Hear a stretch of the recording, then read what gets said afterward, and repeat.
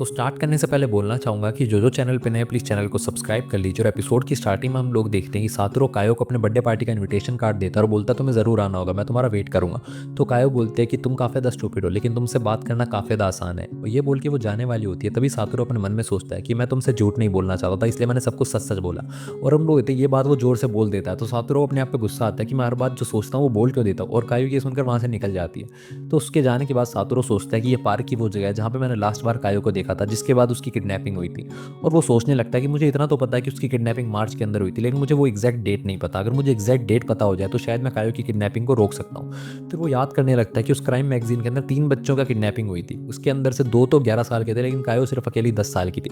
यानी कि वो मार्च के अंदर जब उसका बर्थडे आएगा उस तारीख से लेकर 1 तारीख के बीच के अंदर ही वो किडनैप हुई है। तो अगर मुझे एग्जैक्ट डेट पता चल जाएगी कब उसका बर्थडे है तो मैं उसकी किडनैपिंग को शायद रोक सकता हूँ। अगले दिन हम लोग देखते हैं उनके स्कूल के अंदर बच्चों का, लड़कों का जो स्केटिंग कंपटीशन होता है वो चल रहा होता है। तो हम लोग देखते हैं कि सातोरू का कंपटीशन होता है हमादा नाम के एक लड़के के साथ। तो ओसामा उसको बोलता है तुम अपने आप पे पूरी कोशिश करना, क्योंकि वो काफ़ी ज़्यादा पावरफुल है। और हम लोग देखते हैं हमादा जो होता है वो हाइजो की टीम का कैप्टन होता है, तो वो काफ़ी ज़्यादा ऑब्वियसली आइस स्केटिंग में काफ़ी ज़्यादा होनहार है। तो सारी लड़कियां हमादा की साइड होती है और वो कायो को बोलते हैं कायो तुम उसको लक विश कर दो सातोरू को, क्योंकि उसको लक की ज़रूरत भी है, वो पता नहीं जीत भी पाएगा या फिर नहीं। तो हम लोग देखते हैं कायो बिना कुछ मुंह पे एक्सप्रेशन लाए हुए सातोरू से बोलती है सातोरू तुम जीत सकते हो। तो सातोरू काफ़ी ज़्यादा खुश हो जाता है और बोलता है कि मैं अपनी पूरी ट्राई करूंगा, क्या पता मैं जीत भी जाऊं। और हम लोग होते हैं जैसे ही मैच स्टार्ट होता है सातोरू काफ़ी ज़्यादा आगे निकल रहा होता है हमादा से, लेकिन फिर बाद में उसको बीच में एहसास होता है कि मेरा क्या जीतना अलाउ है वहाँ पे, क्योंकि मैं पास्ट के अंदर आया हूँ, मैं फ्यूचर की लाइफ जी चुका हूँ, क्या सच में मेरे को जीतना चाहिए यहाँ पे। और फिर हम लोग होते हैं वो जानबूझ के हार जाता है और वो आमादा को जिता देता है। जिसके बाद हम लोग देखते हैं सारा बच्चा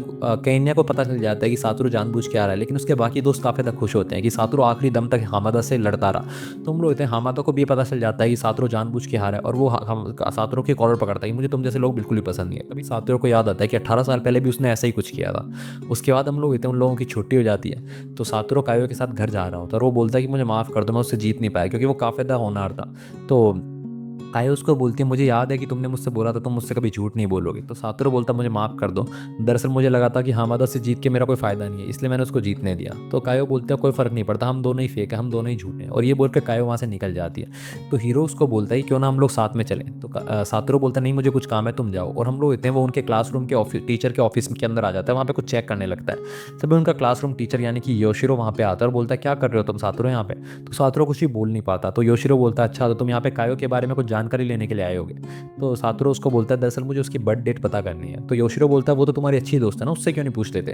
तो सातोरू बोलता है दरअसल मैंने उसको अपना बर्थडे बताया था, लेकिन उसने मुझे अपना बताया ही नहीं। तो हम लोग देखते हैं योशिरो हंसते हैं, उसको कैलेंडर दिखाता है रजिस्टर, सातोरू को पता चलता है कि उसका बर्थडे भी सेम तारीख यानी कि 2 मार्च को ही है। तो हम लोग देखते हैं योशिरो बोलता है कि वो बहुत ज़्यादा शाय है, इसलिए शायद वो तुम्हें बताना नहीं चाहते थे कि उसका और तुम्हारा बर्थडे एक ही डेट को आता है। तो हम लोग देखते हैं अब सातोरू को पता चल जाता है कि मतलब उसकी किडनैपिंग 1 तारीख को हुई है, यानी कि उससे उसके बर्थडे से एक दिन पहले। तभी न्यूज़ आर्टिकल में उसकी उम्र 10 साल छपी थी। और आज 19 तारीख है, यानी कि 11 दिन और बचे हैं। मुझे 11 दिन से पहले पहले कायो के साथ अपनी दोस्ती बढ़ानी होगी। तो हम लोग वो पार्क में कायो को देखने के लिए जाते हैं, लेकिन वहाँ पे उसको कायो नहीं मिलती, बल्कि वहाँ पे उसको यूकी मिल जाता है। तो वो यूकी के साथ उसके घर पे आ जाता है और थोड़ी देर बातचीत करने लगता है। तो यूकी सातोरू से बोलता है कि सातोरू मैंने देखा आजकल तुम्हारे काफ़ी अच्छे दोस्त बन गए हैं ना। तो सातोरू बोलता है ये सब कुछ तुम्हारी वजह से हुआ है, तुमने ही मुझे सिखाया था कि कैसे दोस्ती की जाती है, कैसे बंदों से बात की जाती है। तो यूकी उसको बोलता है नहीं तुम उनके साथ अच्छा व्यवहार करते हो ना, इसीलिए वो तुम्हारे दोस्त बन गए। तो हम लोग कहते हैं सातोरू अपने मन में सोचने लगता है कि ये काफ़ी ज़्यादा जेंटल आदमी है, ये हकला के बोलता है, और ये काफ़ी ज़्यादा शाय है, ये काफ़ी ज़्यादा अच्छा आदमी है। उसके बाद वो यूकी से बोलता है यूकी तुम कायो को जानते हो। तो यूकी बोलता है हाँ वही लड़की ना जो पार्क में हमेशा अकेली खड़ी रहती है, मैं उससे काफ़ी ज़्यादा बातें करता हूँ, वो काफ़ी ज़्यादा अच्छी लड़की है। तभी हम लोग देखते हैं कि यूकी के फादर उसको आवाज़ लगाते हैं कि यूकी डिनर रेडी है। तो सातोरू बोलता है कि अभी तो 4:50 हुई है, कुछ जल्दी नहीं हो गया तुम्हारा डिनर।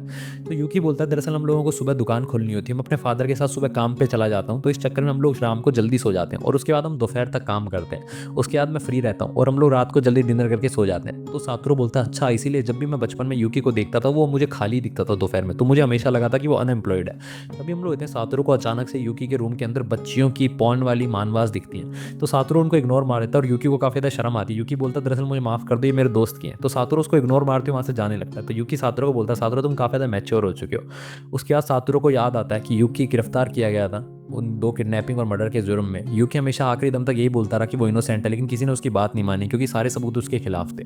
तो सातोरू बोलता कि अगर कोई क्राइम हो ही ना, कोई किडनैपिंग और कोई मर्डर हो ही ना, तो कोई सस्पेक्ट एक्ट होगा ही नहीं, कोई सबूत यूकी के खिलाफ जाएगा ही नहीं, मैं ये सब कुछ रोक दूंगा। उसके बाद हम लोग देखते हैं कि वो कायो के घर पे जाता है उसको देखने के लिए, लेकिन उनका घर लॉक्ड होता है और कायो घर के अंदर होती नहीं है, तो वो उनके पीछे स्टोर रूम वगैरह के पास चेकिंग करने के लिए जाता है। तभी उसको स्टोर रूम के अंदर कायो मिलती है, जो कि काफ़ी ज़्यादा बुरी तरीके से पिटी हुई होती है और वहीं पर पड़ी होती है। तो वो कायो से बोलता है, कायो ये तुम्हारे साथ क्या हुआ? तो कायो बोलते हैं, प्लीज़ मेरी तरफ मत देखो, गेट बंद कर दो, यहाँ से चले जाओ। तभी पीछे से कायो की मॉम आती है और बोलती है, क्या हुआ कायो, तुम फिर से यहाँ पे आ गई, चलो घर के अंदर चलो। और हम लोग देखते हैं कि सातोरू को अच्छे तरीके से पता होता है कि इसकी मॉम ने उसको पीटा है। वो बोलता है ये बिच बार बार कायो को मारती है, और हम लोग देखते हैं वो फिर भी चाहकर भी कुछ भी नहीं कर पाता, और कायो की मॉम उसको उसके सामने से लेके जा रही होती है। तो सातोरू बोलता है कि कायो तुम्हें ये चोटें कैसे लगी, प्लीज़ मुझे बता दो, तुम्हारे मॉम ने तुम्हें मारा है?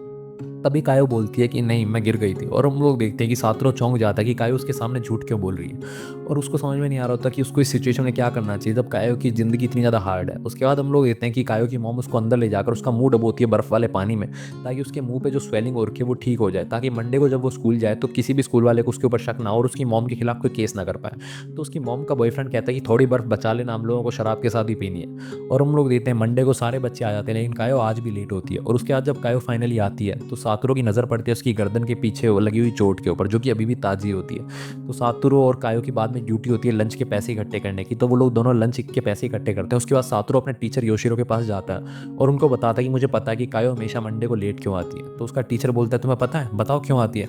तो सातोरू बोलता है क्योंकि उसकी मॉम उसको सैटरडेज को मारती है और वो संडे को और मंडे को इसलिए लेट आती है। तो उसका टीचर बोलता है कि दरअसल मुझे समझ में नहीं आ रहा मुझे तुम्हें ये बात बतानी चाहिए या फिर नहीं, लेकिन मैं स्टूडेंट के साथ इसलिए शेयर नहीं कर रहा था क्योंकि बाहर के सारे लोग इसका मजाक उड़ाएंगे, लेकिन ये सिर्फ मैं तुम्हें बताता हूँ क्योंकि तुम कायो की परवाह करते हो। दरअसल पिछले साल मई से ही मुझे उसकी मॉम पे शक है कि उसकी मॉम उसको बहुत ज़्यादा पीटती है, और लेकिन हर बार उसकी मॉम बच जाती है। वो हमेशा उसको मंडे को लेट भेजती है ताकि उनकी सुबह चेकिंग ना हो असेंबली के अंदर, और वो हर बार ही बच जाती है। मैंने पिछले महीने में 3 बार चाइल्ड वेलफेयर वालों को उसके घर पे भेज दिया, लेकिन हर बार उसकी मॉम कायो के साथ वहाँ से निकल जाती है ताकि उसको उनके जवाब ना देना पड़े।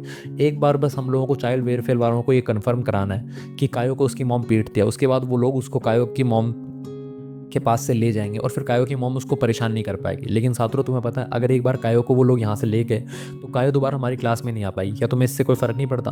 तो सातोरू बोलता है कि जब तक कायो की ज़िंदगी बच सकती है, जब तक कायो सेफ हो सकती है, तब तक मुझे इस सबसे फ़र्क नहीं पड़ता। उसके बाद हम लोग देखते हैं सातोरू जब वापस अपने टेबल पर आता है तो उसे पता चलता है कि जो उसने लंच का पैसा इकट्ठा किया था वो खो चुका है, उसकी टेबल के नीचे नहीं है। तो सातोरू बोलता है, सातोरू तुम 29 साल के हो और तुमसे पैसे खो गए। तभी सातोरू की जो डेस्कमेट होती है जिसका नाम मिसातो होता है वो बोलती है कि मुझे लगता है कि जो पैसे हैं वो खोए नहीं है, किसी ने चोरी कर दिए, जैसे कि कायो चोरी कर सकते हैं क्योंकि उसने अपने लंच के पैसे नहीं दिए, वो बहुत ज़्यादा गरीब है।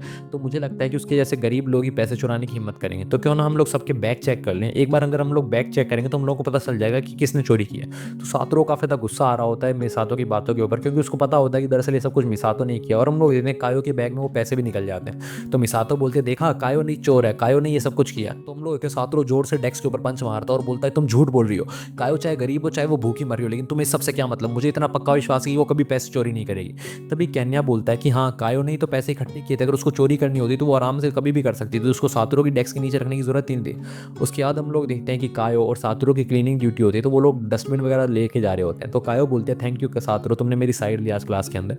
तो सातोरू बोलता, कोई फर्क नहीं पड़ता, वो फालतू में तुम्हारे ऊपर चिढ़ रही थी इसलिए मैंने तुम्हारी साइड ली। तो कायो बोलती है, दरअसल जब हम लोग 3rd स्टैंडर्ड में थे वो हमेशा मेरी पेंसिलों का मजाक उड़ाती थी क्योंकि उसके पास मैकेनिकल पेन था। तो एक बार गुस्से में आके मैंने उसका मैकेनिकल पेन फेंक दिया था। उसके बाद से ही हमारी नहीं बनती आपस में। फिर उसके बाद उसने जानबूझ के मुझे अपनी क्रिसमस पार्टी में बुलाया था कि वो शो ऑफ कर सके उसके बड़े क्रिसमस ट्री का, लेकिन वो क्रिसमस ट्री सच में काफ़ी ज़्यादा प्रिटी था, मुझे भी काफ़ी ज़्यादा जलन महसूस हुई थी। तो सातोरू बोलता है कि क्यों ना हम लोग क्रिसमस ट्री देखने चले।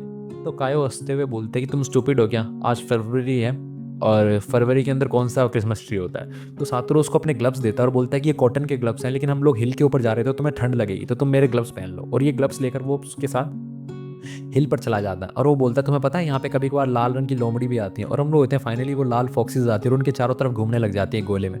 तो सातोरू सोचता है कि 18 साल पहले मैं अकेला यहाँ पे आया था, तब ये लाल लोमड़ियाँ मेरे चारों तरफ घूमी थी, लेकिन मैं किसी को भी बताया था तो सब लोगों ने मेरी बातें इग्नोर मार दी थी, उनको लगा नहीं था कि ये सच हो सकती है। लेकिन आज मेरे साथ कायो है। तो हम लोग देखते हैं कायो उनके जाने के बाद सातोरू से बोलती है, मुझे लगता है कि वो दोनों कपल थे। तभी वो लोग एहसास करते हैं कि वो दोनों एक दूसरे के ज़्यादा ही करीब है और वो दोनों अचानक से छपट के दूर हो जाते हैं। उसके बाद सातोरू कायो को उस हिल के टॉप पे जो पेड़ मौजूद होता है वहाँ पे लेके जाता है और आसमान एकदम साफ होता है, तो वहाँ पे तारे दिख रहे होते हैं। वहीं दूसरी तरफ हम लोग देखते हैं कि योशिरो केन्या को अकेला अपने रूम में बुला रखा होता है और कुछ बात कर रहा होता है। इसी के साथ एपिसोड खत्म हो जाता है। अगले एपिसोड के लिए बने रहिए हमारे साथ, तब तक के लिए